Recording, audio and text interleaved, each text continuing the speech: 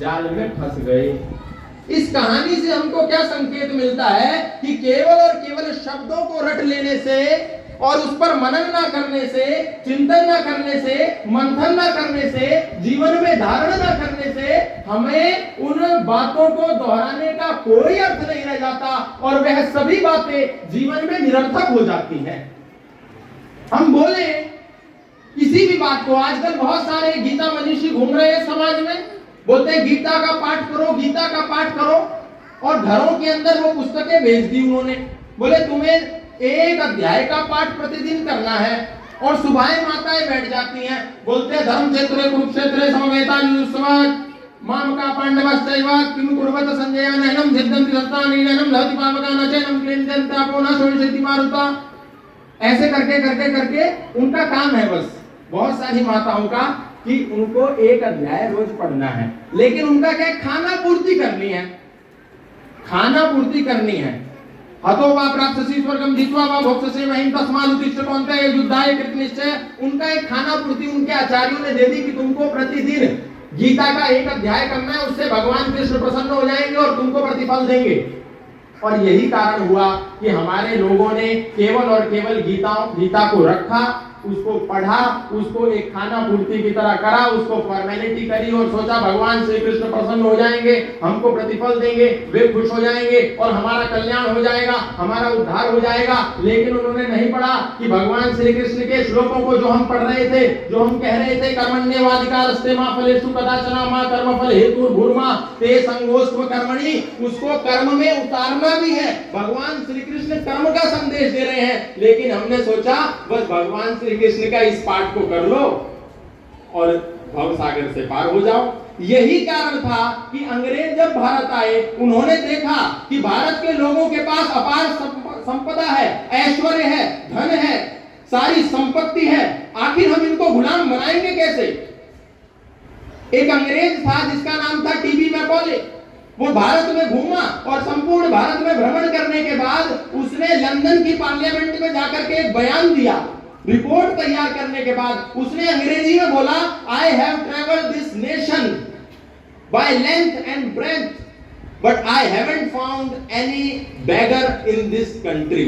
इसका अर्थ उसने हिंदी में मैं आपको बताता हूं, उसने कहा लंदन की पार्लियामेंट में खड़े होकर के कि भारत में मैंने पूरे देश का भ्रमण ऊपर से लेकर के नीचे तक, दाएं से लेकर के बाएं तक किया, लेकिन मुझे इस संपूर्ण भारत भूमि पर एक भी भिखारी, एक भी दरिद्र, एक भी गरीब, एक भी भूखमरी का शिकार व्यक्ति नहीं मिला।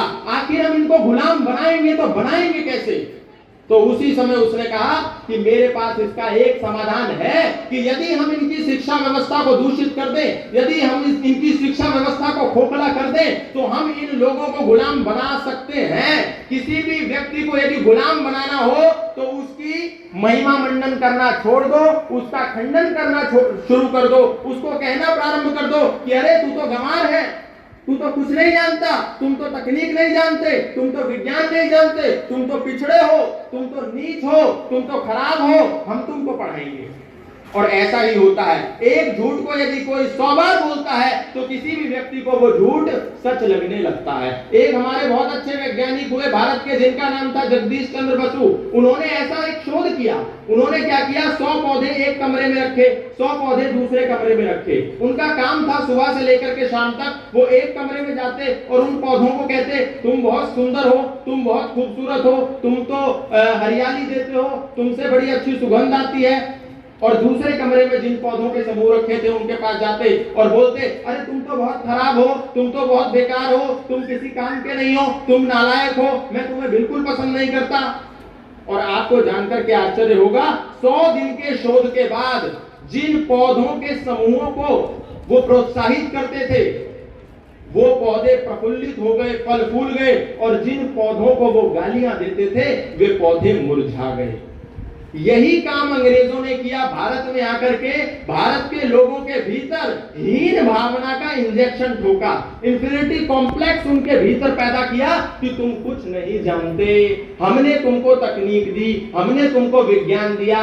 चलो अंग्रेजों ने इस बात को कहा, अंग्रेजों ने भारत को खराब कहा, अंग्रेजों ने वेदों को गडरियों का गीत कहा, अंग्रेजों ने भारतीय लोगों को भेड़ बकरी चलाने वाला कहा, अंग्रेजों ने भारत के लोगों को आउटडेटेड कहा, ओल्ड फैशन कहा, नीच कहा, गवार कहा। तो मानते हैं कि वो अंग्रेज थे, ईसाई थे, दूसरे संप्रदाय के थे, तो वो चलता था। लेकिन भारत के कई ऐसे प्रधानमंत्री हुए जिन्होंने भी यही सेम बात बोली, और यहां आज नहीं बोली, ऑक्सफोर्ड में जाकर के बोली।